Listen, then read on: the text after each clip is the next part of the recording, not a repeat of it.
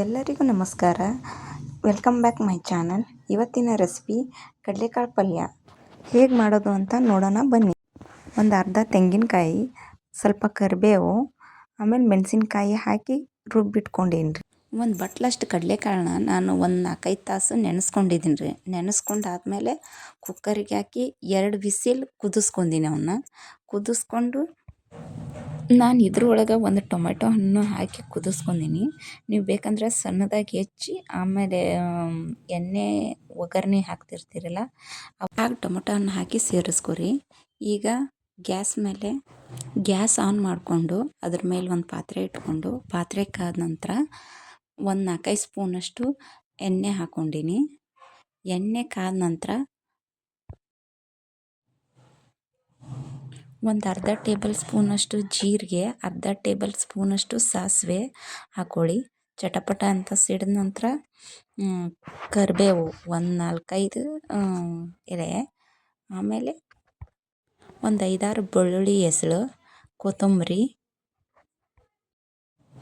ಮೊದಲ ನಾವು ರುಬ್ಬಿಟ್ಕೊಂಡಿದ್ವಲ್ಲ ಕೊಬ್ಬರಿ ಅದನ್ನು ಈಗ ಸೇರಿಸ್ಕೊರಿ. ಅದಕ್ಕೆ ಹಾಕಿ ಬರೀ ಕಾಳು ಪಲ್ಯ ಮಾಡ್ಕೊಂಡು ತಿಂದು ಬೇಜಾರಾಗಿದ್ದರೆ ಒಂದು ಸತಿ ಈ ಥರ ಕೊಬ್ಬರಿ ಹಾಕಿ ಟ್ರೈ ಮಾಡಿ ನೋಡಿರಿ.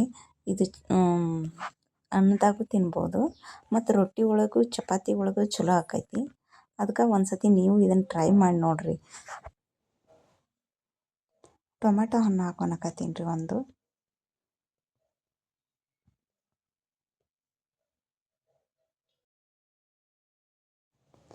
ರುಚಿಗೆ ತಕ್ಕಷ್ಟು ಉಪ್ಪು,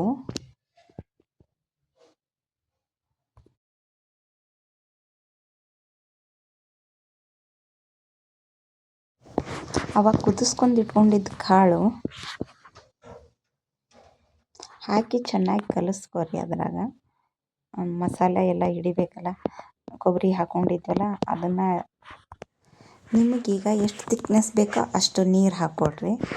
ಕಾಳೆಲ್ಲ ಮೊದಲ ಕುಕ್ಕರ್ನಾಗ ಬೆಂದಿರೋದ್ರಿಂದ ಜಾಸ್ತಿ ಹೊತ್ತೇನು ಕುದಿಸೋದು ಬೇಡ್ರಿ.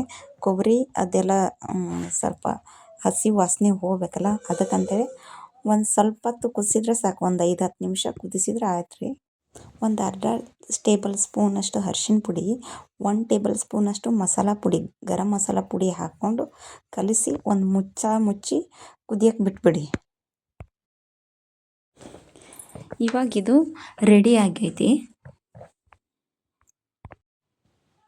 ಈ ಥರ ಮಾಡ್ಕೊಂಡು ತಿಂದರೆ ರುಚಿನೂ ತುಂಬ ಚೆನ್ನಾಗಿರುತ್ತೆ. ಮತ್ತು ಮಕ್ಕಳಂತೂ ಪದೇ ಪದೇ ಹಾಕಿಸ್ಕೊಂಡು ತಿಂತಾನೇ ಇರ್ತಾರೆ. ಯಾರಿಗೆಲ್ಲ ಈ ರೆಸಿಪಿ ಇಷ್ಟ ಆಯಿತು ಪ್ಲೀಸ್ ನಮ್ಮ ಚಾನಲ್ನ ಸಬ್ಸ್ಕ್ರೈಬ್ ಮಾಡಿ, ವಾಚ್ ಮಾಡಿ. ರೊಟ್ಟಿ ಒಳಗೆ ಕಡ್ಲೆಕಾಳು ಪಲ್ಯ ಹಚ್ಕೊಂಡು ತಿಂತಿದ್ರೆ ಸ್ವರ್ಗ, ತುಂಬ ರುಚಿಯಾಗಿರುತ್ತೆ.